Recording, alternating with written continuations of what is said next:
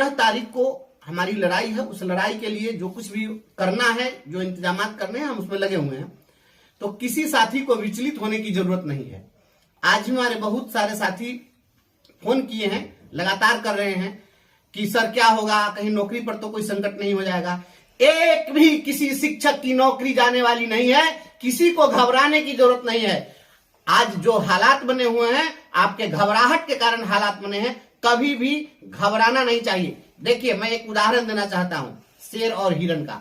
शेर जो होता है जंगल का राजा होता है, और हिरण जो होता है वह भी अपने आप में जंगल का एक सबसे बड़ा, उसको धावक कह सकते हैं कि वह उससे ज्यादा तेज कोई नहीं चल सकता। शेर कभी हिरण से ज्यादा तेज नहीं चलता, लेकिन इसके बावजूद शेर हिरण को पकड़ लेता है। उसका कारण यही होता है कि शेर जब दौड़ता है तो केवल और केवल अपने शिकार को पकड़ने के लिए दौड़ता है, और हिरण जब अपने बचाव में दौड़ता है तो कुछ तेजी के साथ वो बढ़ता है और पीछे मुड़कर फिर देखता है कि शेर हमारे पास तो नहीं आ गया।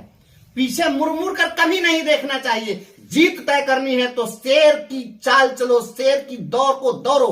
कभी हिरण के दौर में मत फंसना मेरे साथी। तेजी के साथ आप उत्साह से दौड़ते तो हो, लेकिन पीछे मुड़ के देखते हो कहीं हम हार तो नहीं जाएंगे। इसी कारण से हम घबराते हैं। हम यही संदेश देना चाहते हैं कि हमने जब ठान लिया कि हमको अब यही करना है, तो विकल्प रहित संकल्प ही सफलता का एकमात्र मंत्र है। आपको करना है, डू और डाई। करेंगे तो यही करेंगे, जिएंगे तो इसी के लिए, मरेंगे तो इसी के लिए, सोएंगे तो इसी के लिए, जगेंगे तो इसी के लिए। यह निष्ठा और यह संकल्प होना चाहिए। हमने संकल्प लिया है, उस संकल्प को पूरा करने के लिए और हम चल पड़े हैं अपने कारवा को लेकर, अपने अभियान को लेकर। तो हम पीछे नहीं। हमने तो बार बार कहा है, यह नील नदी की धारा है, सूझता न पुल किनारा है, ले लील भले ही धार, मुझे लौटना नहीं स्वीकार। मुझे रण क्षेत्र में जब चल दिया तो चल दिया। इसलिए आप जान लीजिए, इस लड़ाई को आप जीतेंगे। मजबूती के साथ हम लड़ रहे हैं, किसी को चिंता करने की कोई जरूरत नहीं है। हमारे लड़ाई में बहुत सारे फैक्ट्स हैं, अपने पक्ष में हमारे तर्क हैं, कानून है। हम जीतेंगे इस लड़ाई को। इसलिए कोई साथी घबरा नहीं, यूनाइटेड रहें, एकीकृत रहें। और हमारे जो साथी लोग, कुछ लोग फॉर्म भी भर दिए, कहीं दबाव में, कहीं बहलाव में, कहीं डर कर, तो जो साथी लोग हैं, हम उन लोगों से भी आग्रह करेंगे कि हीन भावना नहीं लाना है और हमको उनको कोसना भी नहीं है। क्योंकि बहुत सारी परिस्थितियां ऐसी होती है। बहुत लोग ऐसे हैं जो 2022 में बहाल हुए, 2013-14 में भी बहुत सारे टेट साथी लोग बहाल हुए, जो लोग अपने घर से बहुत दूर हैं। तो उन लोगों को एक उम्मीद है कि हम परीक्षा देकर अपने कहीं नजदीक चले जाए। तो हमको उन लोगों से कोई बेमनस्ता भी नहीं है और हम उन लोगों को उनकी आलोचना भी करना नहीं चाहते हैं। लेकिन जिनका अपना बसा बसाया घर है, जो अपने घर के पास है, जो एक अपने जीवन को स्मूथली चला रहे थे, और वे लोग परेशान है, बेचैन है। मेरे दोस्त, नौकरी जो करते हैं, हम नौकरी इसलिए करते हैं कि अपने परिवार को खुशियां दे सके, अपने जीवन में खुशियां ला सके। इसलिए जीवन का जो अल्टीमेट जो पर्पस होता है, ultimate purpose of life is to be happy and to become happy.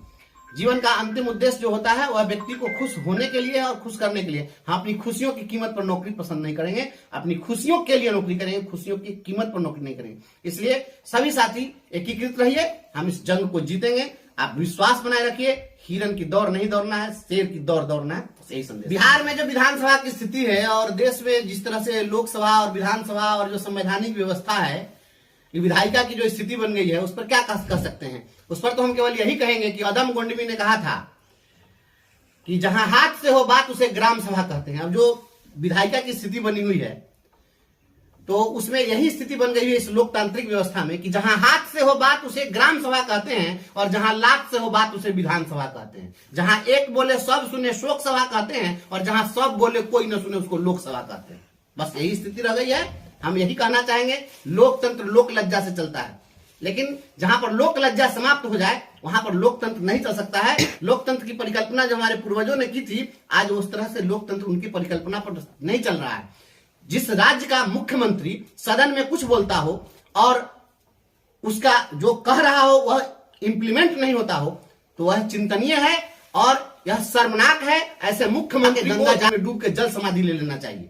जिस राज्य के मुखिया की बात वहां का एक अधिकारी नहीं मान रहा है, जिस राज्य के मुख्यमंत्री पर एक पदाधिकारी भारी पड़ रहा है, तो यह तो मुख्यमंत्री को चुल्लू भर पानी में जाके डूब के मर जाना चाहिए। काहे के लिए मुख्यमंत्री, काहे का राजा? अरे लोकतंत्र के तो सारा राजा इसी प्रकार से, जब आपका चाल चरित्र बदल गया हुआ है, आप दिखते कुछ है करते कुछ है, तो निश्चित रूप से यह लोकतंत्र के लिए काफी हास्यास्पद है और यह अप्रासंगिक हो गया है और यह काफी चिंतनीय है। यह हम लोग कोई भी जो लड़ाई लड़ रहे हैं वह लड़ाई लड़ने का यही होता है कि आप लोकतांत्रिक व्यवस्था में आप सड़क पर लड़ते हैं, सदन में लड़ते हैं, न्यायालय में लड़ते हैं। सड़क पर हमने लड़ाई लड़ी, लड़ाई इसलिए लड़ी जाती है कि आवाज हमारी वहां तक पहुंच जाए, हमारी आवाज पहुंची। सदन में लड़ाई होती है कि हमारी जो ग्रीवांसेज, हमारे जो बात है, वो सारी बातें जो है पहुंच जाए राजा तक सारी बातें पहुंचा दी गई। राजा ने वहां कहा हमको तो मालूम ही नहीं था, तो आप लोग बताते ना, तो सब जब बताए तो काहे नहीं आप किए, तब बोले कि हाँ अब हो जाएगा, तो आपकी बात को कोई नहीं सुना। तो ऐसे राजा को क्या कहते हैं, हमको तो लगता है कि उनको वो तो हर क्षण बात भूल जा रहे हैं, उनको मेमोरी लॉस की स्थिति हो गई हुई है, और मेमोरी लॉस जिसका हो जाएगा वो कैसे राज चलाएगा। इसलिए यह बहुत ही दुखद है, चिंतनीय है। लेकिन एक फोरम अभी हमारा बचा है, वह है हमारा संवैधानिक फोरम, और संवैधानिक फोरम में हमारा जुडिशरी का फोरम है। जुडिशरी के फोरम में हम अपनी बात रखेंगे और वहां से हमें न्याय मिलेगा। इसलिए हम ये बिहार के जो राजनीति में जिस तरीके से जो चल रहा है, गवर्नर कुछ कर रहे हैं, अधिकारी कुछ कर रहा है, चीफ मिनिस्टर कुछ कर रहे हैं, मंत्री कुछ कर रहे हैं, तो अब एकमात्र रास्ता हमारे पास न्यायपालिका का है। हम उस लड़ाई से वो वहीं पर लड़ेंगे और निश्चित रूप से जीतेंगे, उससे ऊपर कुछ नहीं है।